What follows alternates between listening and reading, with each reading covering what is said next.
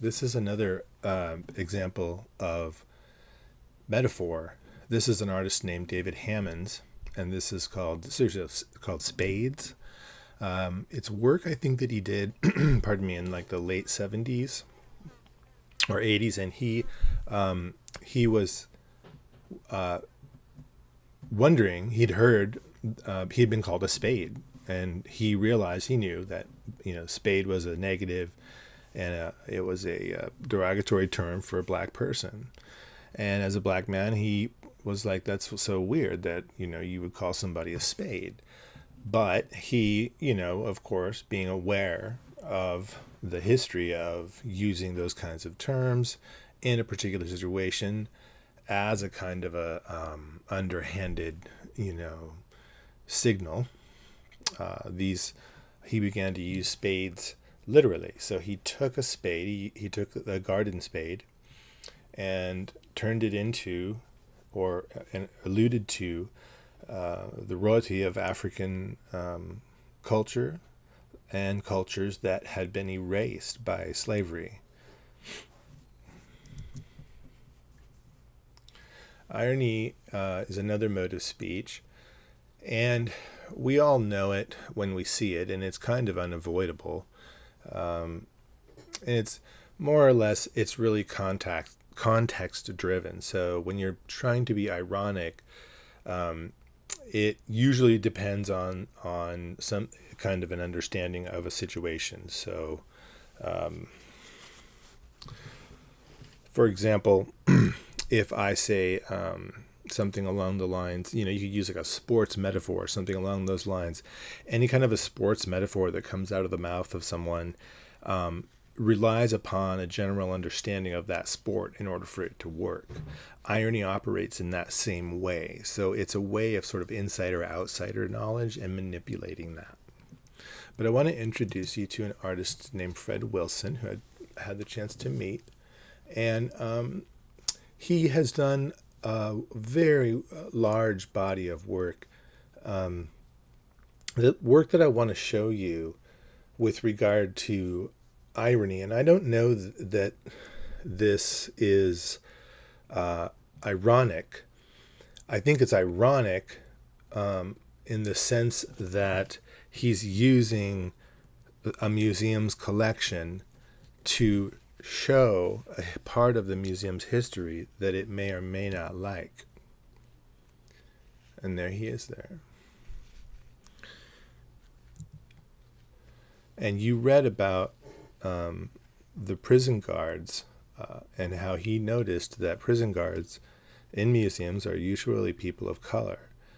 And again, here are prison guards on display as art. And then there is a prison guard, which I think I have a photograph of, guarding the guards, which are art, right? And so there's this irony, and this is actually a real representation of Picasso's Demoiselle d'Avignon is what it's called.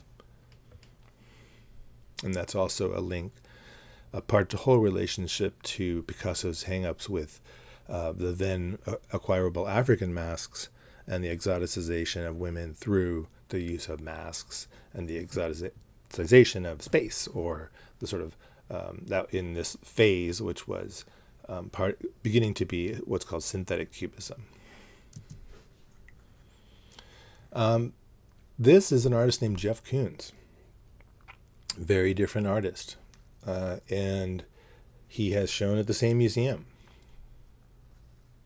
And this is a sculpture that he did in about 1988.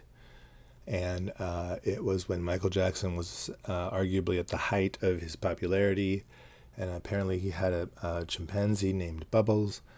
And he created this work.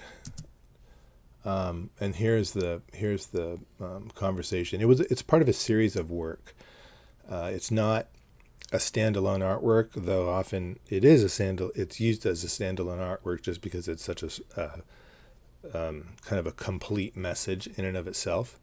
And what's surprising to me is that there's little to no discussion about the privilege of the artist who made it. So there's all this other pitter-patter about cultural backgrounds, and it's all very neutrally discussed.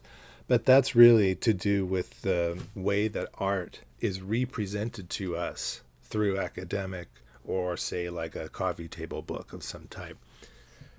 So again, the irony, there are ironies upon ironies, and they rely upon things that are shared codes. All right. A next figure of speech is called the synecdoche. And the synecdoche, it's a really fancy word.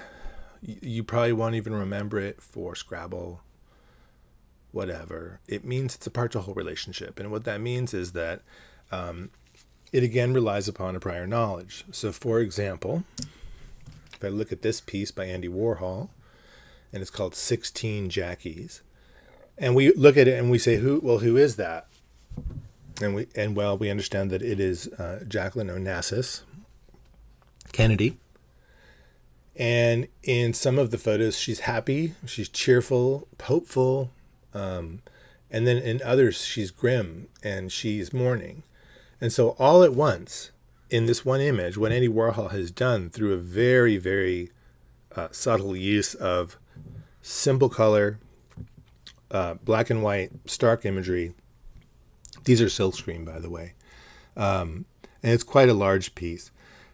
What he's done is he has brung up all of these other issues around Jacqueline Onassis Kennedy, the Onassis family, the Kennedy family.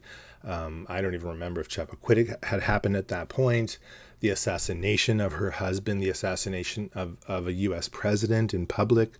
So this is how synecdoche works. It's a part-to-whole relationship. So it's a way of kind of thinking about imagery or thinking about digital content in your project as a kind of a seed that if a viewer goes and looks at it deeply, they'll say, hey, that's no accident that that's there. And in fact, the meaning that you have included in that work broadens and deepens the reception of the work, and it doesn't flatten it or just kind of keep it where it is.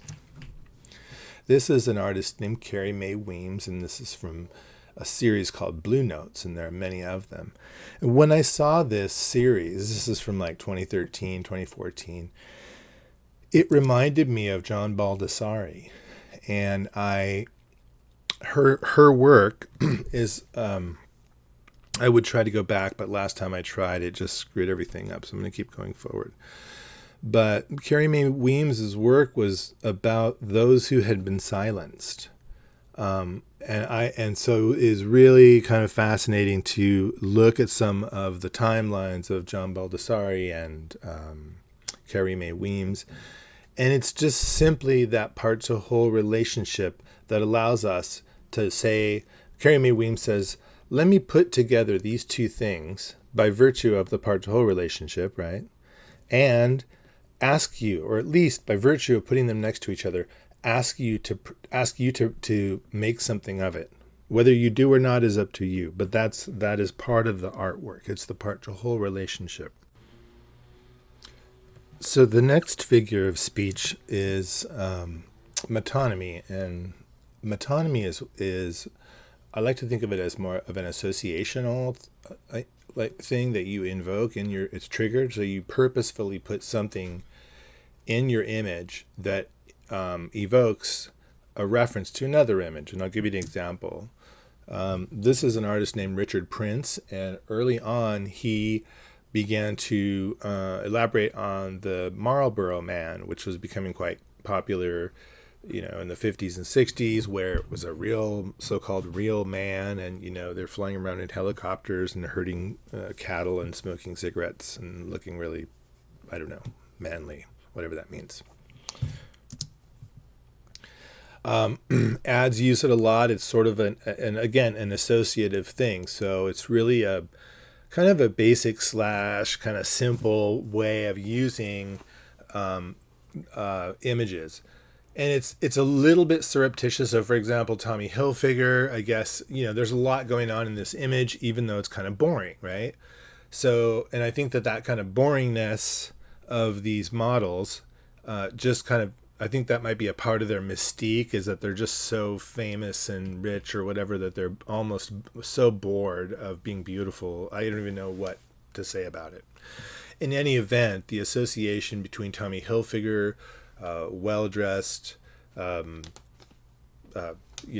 well-attired people, well-appointed people with a nice car, GTO, it looks like in the back. So they're professionals, who knows? So you can read it however you want, but that's up to you again. So it's a way of handing off the read of an image, and that's how semiosis works. But another way of looking at it would be to consider them messengers and messages, or rather messages and messengers. And they're all kind of in one package. So what I want to do is we'll talk about how those different packages have been created over time and have used some of the, and I'll talk to you about some of the pictorial conventions that we are accustomed to that we don't even think about any longer.